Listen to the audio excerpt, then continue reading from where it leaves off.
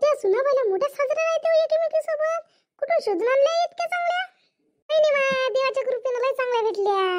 काही सांगत तू तर लय लोकांपाशी गेलती पाहाले. ते बामण लोक म्हणते ना, त्याला लय दाखवलं म्हणते त्या, तेव्हा तुला चांगल्या भेटल्या म्हणते. मी असं ऐकलं. तू खोटी नको बोलू आता.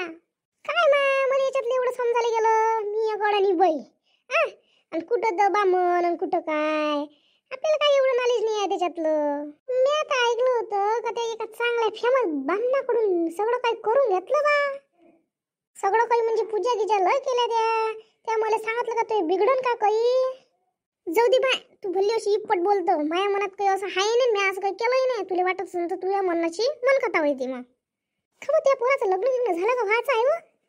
व्हायचं आहे माय. चल ना माझ्या घरी. माझ्या दोन दोन सुना आहे. एखादी त्याच्या नाते गीतेतली असती तर विचारून पाहिजे. चल माझ्या घरी पाय नव्हती तुझ्या इकडून. पोरायच्या जर एखाद्यावर लागली गिगली हाती लागून देईन पोरगी. आता पाहतो तिच्या सुना कशा साजऱ्या राहते. हिच्या घरात नाश्ता करून येतोच मी. हाच तर चान्स पाहिजे होता मला हिच्या घरात घुसायचा. आता भेटला चान्स.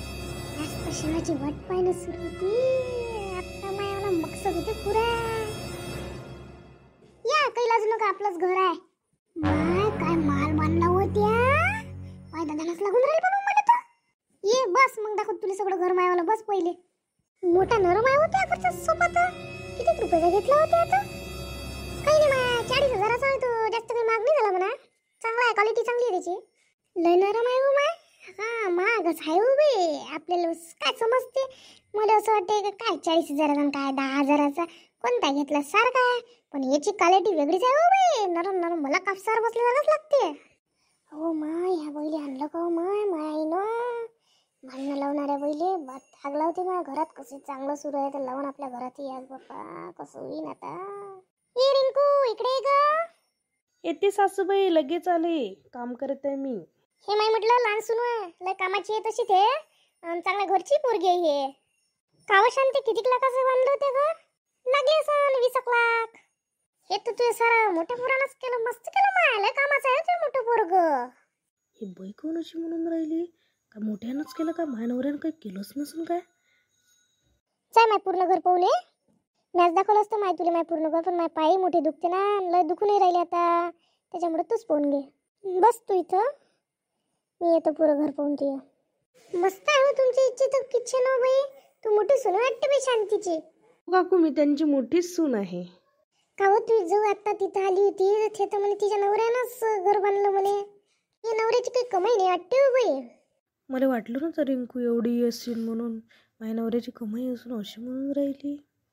त्या जाऊन असं नाही म्हणा लागतं बाई. जातो हो बाई मी. आता पडली ठिणगी. आता मस्त मज्जा आहे. भांडणं लावून दिली हिच्या घरात. हिच्या सुनीच्या चेहऱ्यावर लक्ष झालं. आता इले चांगली लागली. काय आई त्या तिने काय आणलं घरी. ते आपल्या घरच्या किचन मध्ये मोठ्या वहिनी पैसे गेली. ती काय कुसबुस करून राहिली ती हो बाई. ते काय माहित काय केलं काय नाही. चल बाई मी जातो. चल बाई मी जातो मग आता घरी. लय वेळ झाला.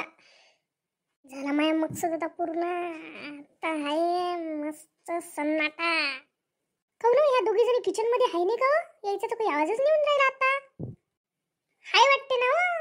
नाही तर रोज किचन मधले असल्या का त्या दोघीच्या गोष्टी सुरूच असते. जोऱ्या जोऱ्यानं हसणं विसणं. आता तर काहीच नाही येऊन राहिलं मला ऐकू. मला नाही वाटत बाई असं म्हणून. पाहून ये बरं. आता पाहून राहिली मी. हाय ना दोघी जणी. नवरा कोणतं कामच नाही करत वाटते. आणि मी नसन करत आहे ना. मग आमच्या इथं काही किंमतच नाही राहिल्या घरात. काहून आज दोघी जणी एक इकडल्या टोकाले एक तिकडल्या टोकाले. नाही तर दोघी एकमेकाशी उभ्याच राहता. गोष्टीच करत राहता.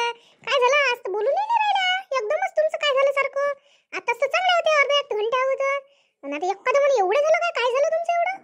आम्ही काय करतो घरासाठी. माझ्या नवरा काय करते मी काय करतो. सारं येईनच. हिच्या नवऱ्यानंच केलं, निनच केलं. असं पण म्हटलं कोणा तुला? कशी काय तू एवढी बोलून राहिली? असं तर कोणाच काही म्हटलं नाही. की नसतं म्हटलं, आत्ताच तर म्हटलं म्हणते. मला आत्ताच माहीत झालं. अहो ताई खरंच ना, मी काहीच म्हटलं नाही ना. खरंच मी काहीच नाही म्हटलं. हो माय माझे मी तिथं बसली ती. तिनं काहीच तर नाही म्हटलं. तुला सांगणारी कोण मला हे पहिले सांग तू.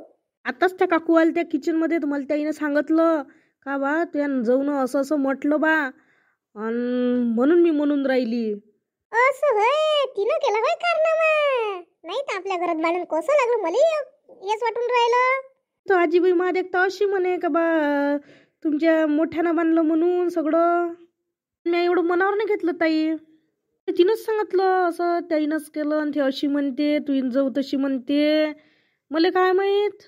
तरी मला आपल्या घरचं वातावरण पाहून मला असं वाटलं का काही ना काही झालं. बरं झालं मी हुशार आहे का बा आवाज कमी होऊन राहिला. ह्या दोघी एकमेकीसोबत बोलूनही नाही राहिल्या म्हणून मी किचनमध्ये पाहायला आली. बरं झालं, नाही तर बस आपल्या घरात तर तिने भांडण लावून गेलीच तिथे काही काही.